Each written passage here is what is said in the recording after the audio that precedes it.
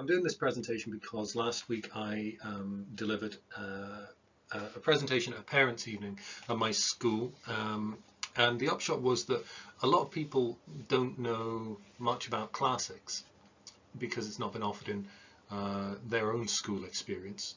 Consequently, when their children come to take classics at high school, there's a little bit of wariness, caution, because they don't really know where it will lead on to. So this presentation is on the back of that. It is particularly about Scotland because that's where I work, but there may be crossover into education systems in other countries. So let's have a look at what careers may unfold from taking classics in high school. A lot of parents, indeed a lot of the general public, are not familiar with the distinction between classics and classical studies. We'll look at that in a moment, but broadly speaking, the study of the ancient Mediterranean.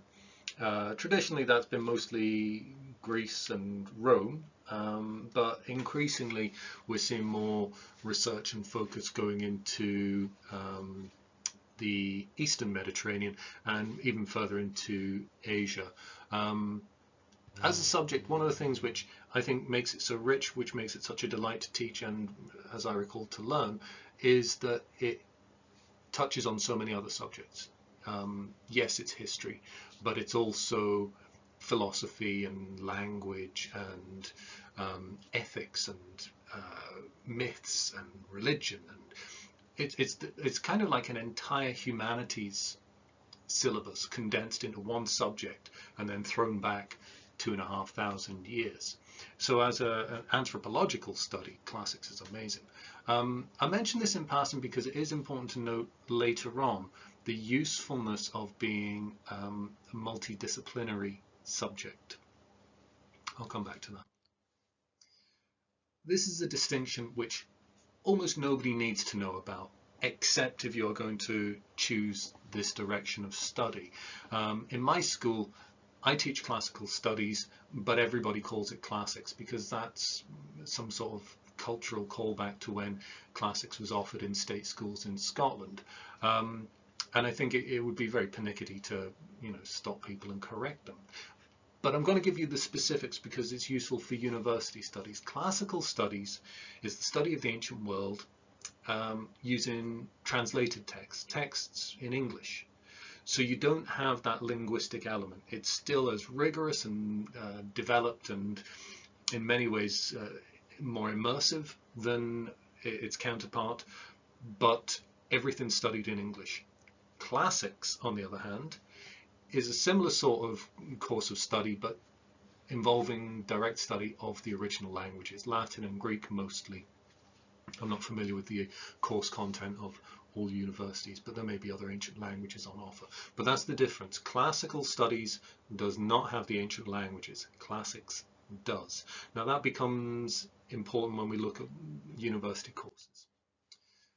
Most high schools, well not most, classical studies is undergoing a bit of a recovery. Over the last 40 years, classical studies and classics have struggled in Scottish state schools for a lot of reasons.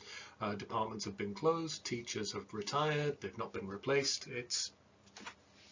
The subject was in the doldrums for a while, but it seems from recent conversations, I work at the Scottish Qualifications Authority from time to time, and at recent meetings it seems that numbers are on the way up. At the moment, it's a constant fight. The phrase that goes through my mind very frequently is running twice as fast to stay in the same place. But we do seem to be making some progress. So when I talk about all Scottish schools, I mean Scottish schools which offer classical studies, and it does tend to be classical studies. My school, for example, we offer National 4, National 5, Higher, and fingers crossed into the future, Advanced Higher Classical Studies. Much the same as a history or geography course. What my school doesn't offer is Latin, but many schools do. So many schools, well many, schools that offer Latin will offer National 4, National 5, Higher and Advanced Higher. So those are the core programs for the classics in Scottish state schools. You're more likely to encounter Latin in a private school. There simply aren't enough teachers, there aren't enough schools offering it in the state sector.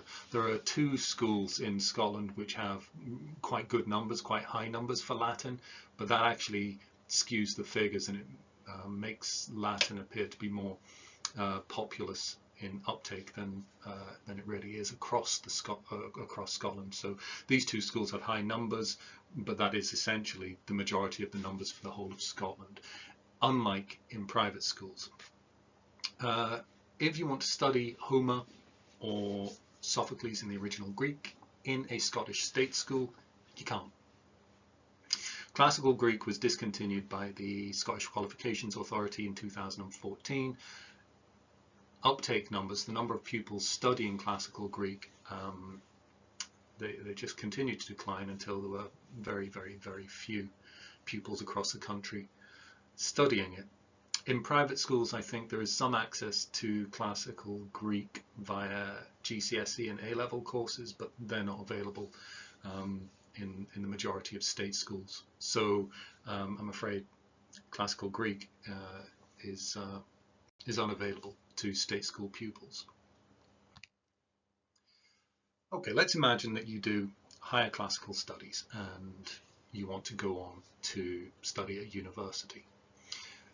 The traditional route, I guess, I say the route, but I mean the traditional structure is you do an undergraduate degree, a BA or an MA, and then you do a postgrad, a master's, and then possibly PhD, and you might go into teaching at university or a high school level, or you might go on to do research. It's a really straightforward. Within that, obviously the job market is as competitive as anywhere else, but there's a clear chain, you know, where you go through step 1, step 2, step 3, and there's a trajectory there. Other traditional destinations for classics students are archaeology, archivists, curators, positions in museums and conservation. You know, those things are traditional, they're well established, and yeah, it doesn't require an awful lot of flexible thinking. In Scotland, the only universities that offer classical courses are St Andrews, Glasgow and Edinburgh. We hope for the future that other universities will open them up as popularity increases, but that depends on popularity increasing. You've got your Highers. To get to St Andrews to study classics, remember that is the ancient world with the ancient languages. To study classics at St Andrews, you need 3 A's and a B, and one of the A's has to come in a foreign language. No, it's not a foreign language. So if your school doesn't offer Latin and you can do French, you can still go on to study classics at university, and you'll pick up Latin when you get there.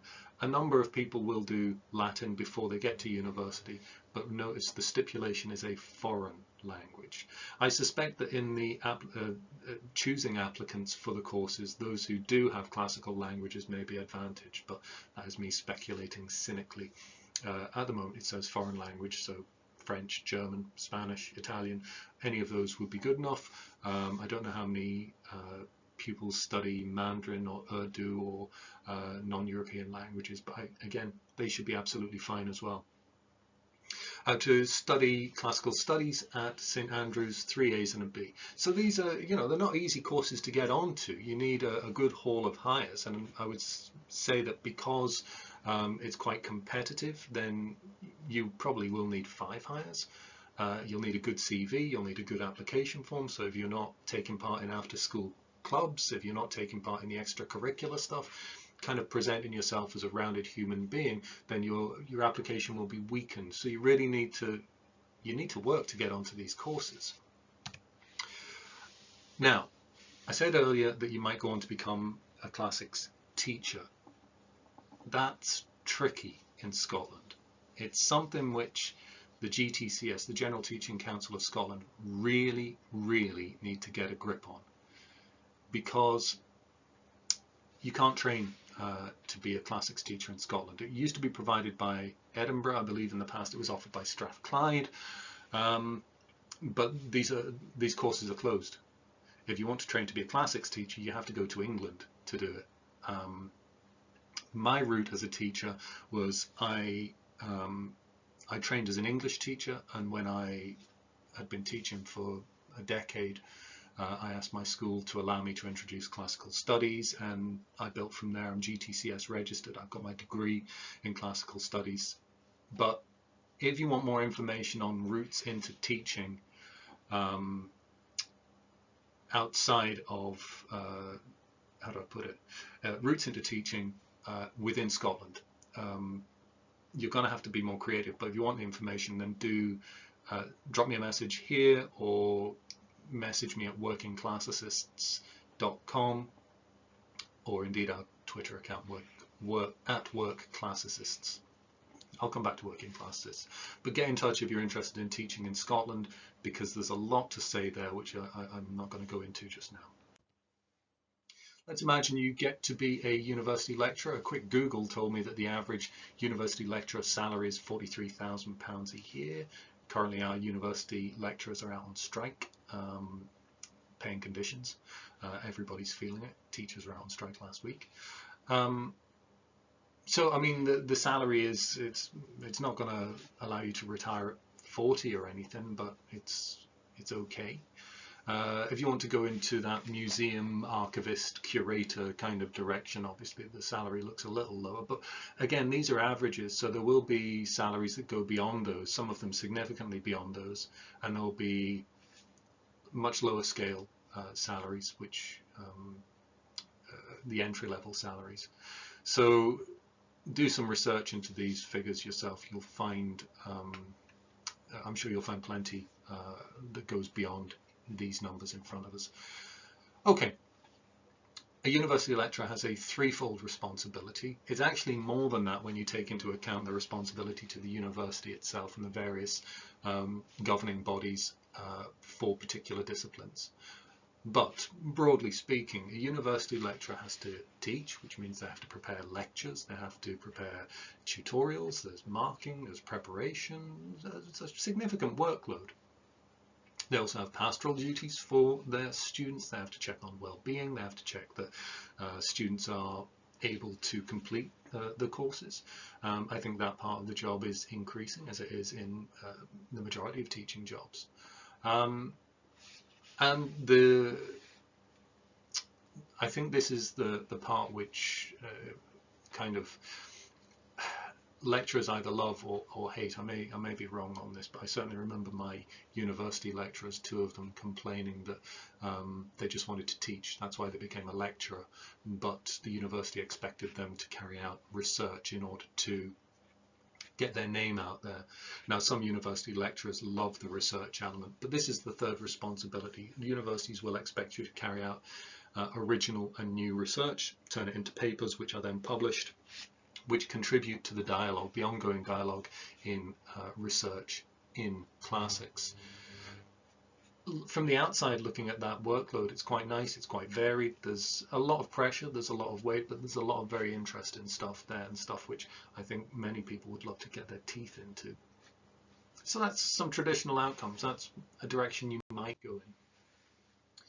However, over the last 10, 15 years, possibly longer, I think possibly because more and more people have university degrees today. How do employers select when they have so many potential employees with degrees? And even in those places where a degree is not necessary, how do you choose between candidates who have Highers or A-levels, or whatever the qualification is? So what is coming across from my conversations with careers advisors and people who run businesses is that it's increasingly important to have employees with the soft skills, the ability to interact with people, the ability to manage workload. These aren't assessed in any examination at university or even at school. These are the skills that make you a more competent worker. They're also looking for well-rounded human beings. I mean, it's almost a cliche, isn't it, in academia, that somebody can be ferociously intelligent and not know how to interact at the supermarket.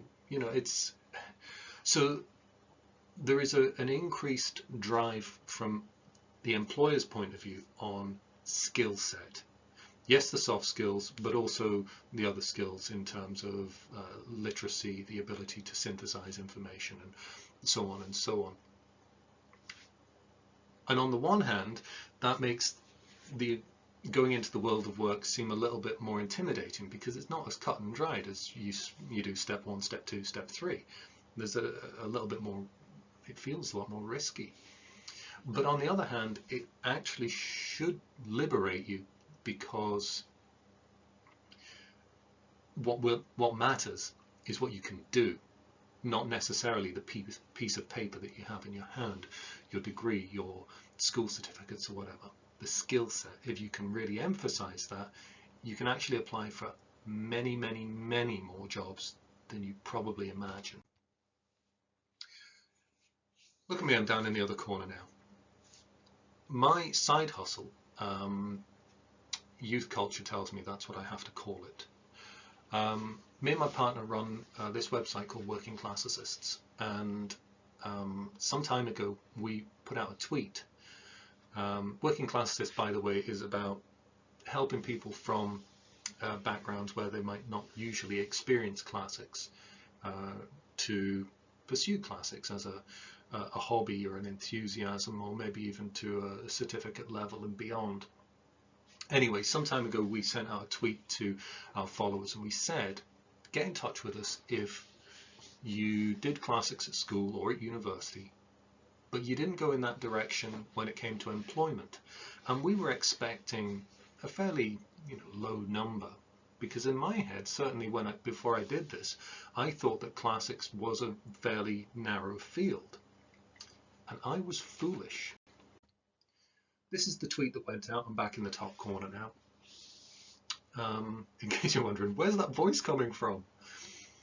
So we put this tweet out, and we got a lot of responses. We got a lot of responses.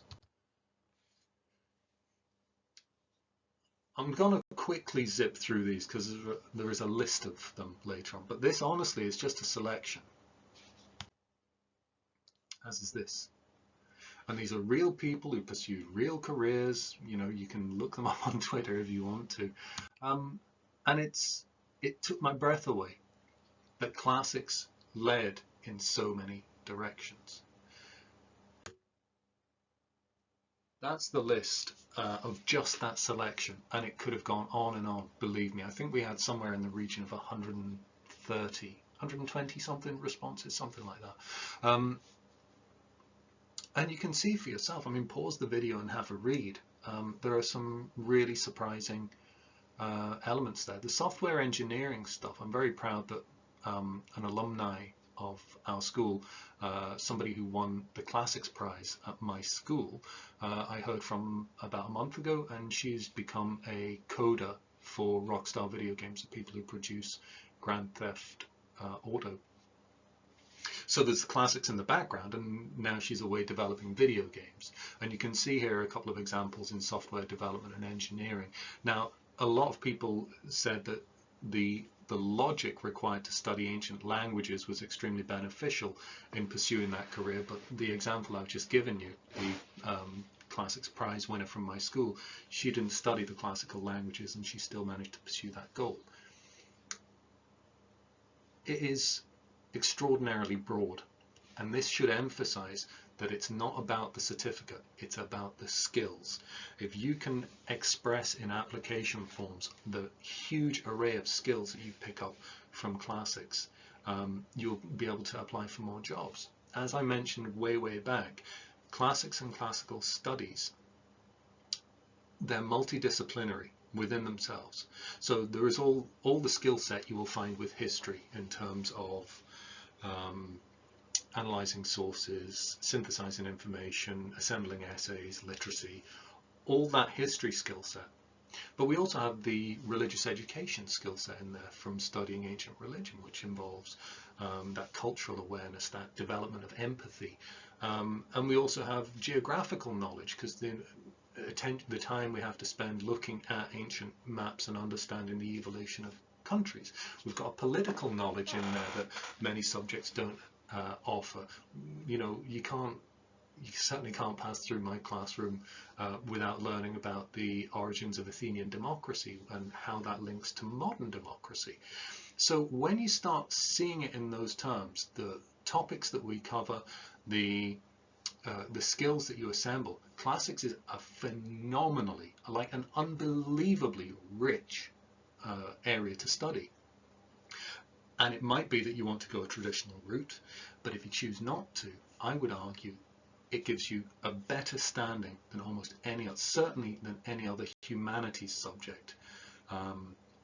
So this quote was from the same responses, and I love it because I think it gets to the heart of the matter. The guy said, when I was a partner in a large London firm, we recruited quite a few classics graduates. It doesn't matter what degree someone has. Are they intelligent? Are they interesting? Are more important questions. And that, I think, encapsulates both, one, where the employment market is at the moment. It's not necessarily about the certificates, it's about the skill set. But also it's about number two, classics encourages people to pursue intelligence, but it also encourages people to be curious and to demonstrate their interest in things. And I think that in that regard, classics is brilliantly useful.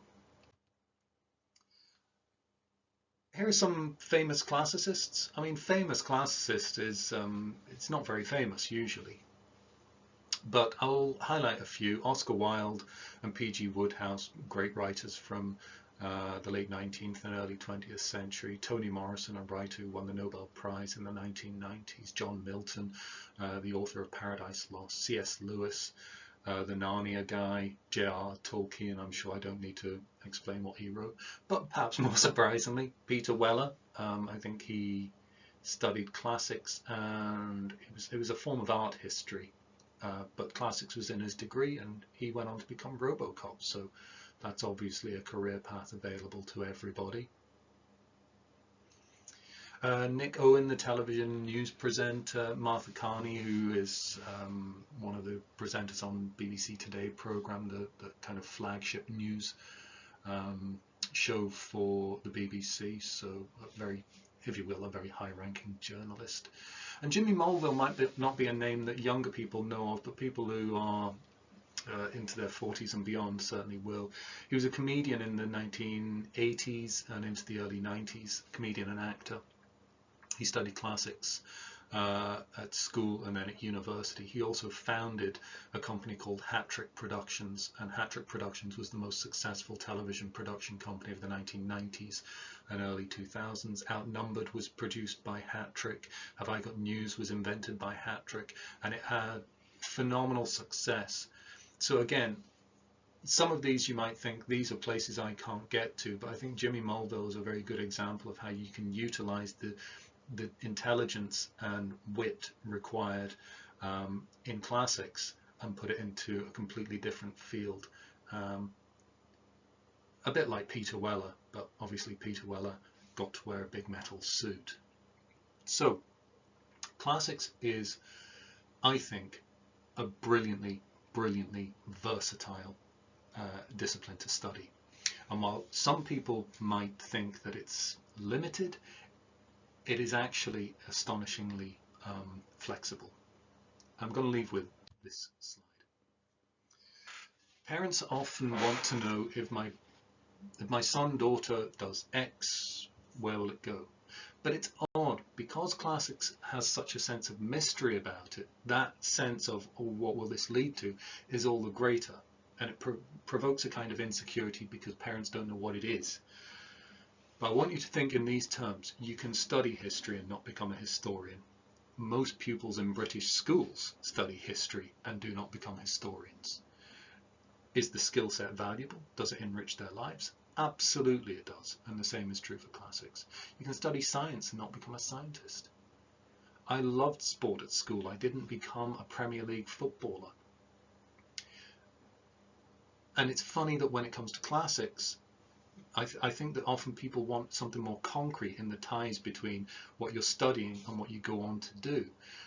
But for the majority of people, that tie is not concrete for history, for science, for geography, for any of the other subjects in school. And I think that we need to help people to overcome that, to see that classics is as valuable as any other subject. 3 final points. 1, the skill set is what counts. The skill set is what is going to open doors. The skill set is what is going to allow you to flourish. Certificates are brilliant, and certainly you cannot become a surgeon without pursuing a very specific set of courses. But if you're going into less vocational or less specifically vocational courses, classics gives you a phenomenal arsenal to be firing with. You're more likely to finish a qualification you enjoy. I've had a pupil in the past who went to study law because law led to money. Law led to a very comfortable, affluent future. But within a couple of months, she realized that she hated studying law. It was incredibly dry and, for her, incredibly dull. So she quit the law course and she did classics and she finished her degree. When we think about the choices for university or indeed for school, we have to also be realistic about what we're likely to get through. It would be pointless me going to university to study maths because I would not have the application to see it all the way through. Maths, I'm sure, is incredibly interesting. It just, I couldn't do it. But I think that there are some courses which I could, and I think that all pupils need to have that in mind. It is wonderful to imagine going to do a certain job, but if you're not going to be interested in doing the work that gets you there, then what is the point? So choosing subjects that you enjoy means you're more likely to finish it, which means you'll get something out of it. And the last point is the point I come to over and over again when it comes to talking about this sort of material. And it's the word which is defined whenever I talk about classical studies and classics. Enthusiasm makes your life better. It makes your mental health better. It makes your everyday life better. Enthusiasm is what makes you cheerful, and cheerfulness is a quality which is chronically undersold when it comes to making these life decisions either in school or university or wherever. My enthusiasm for classics existed before I taught classics. It existed before I studied classics. I'm really pleased I had the chance to pursue those things. My life is all the richer for it. And I think that we have to understand that sometimes studying something simply because it makes us cheerful is a really, really valid reason to study something. So that's all for this video. If you have any questions, put them in the comments. You can find me on workingclassicists.com or at workclassicists on Twitter. We have an Instagram account somewhere. We're on Mastodon probably. I think we were on Hive last week. It's that strange period after Elon Musk has purchased Twitter. Anyway, you can find me online, and I hope that this was of some use.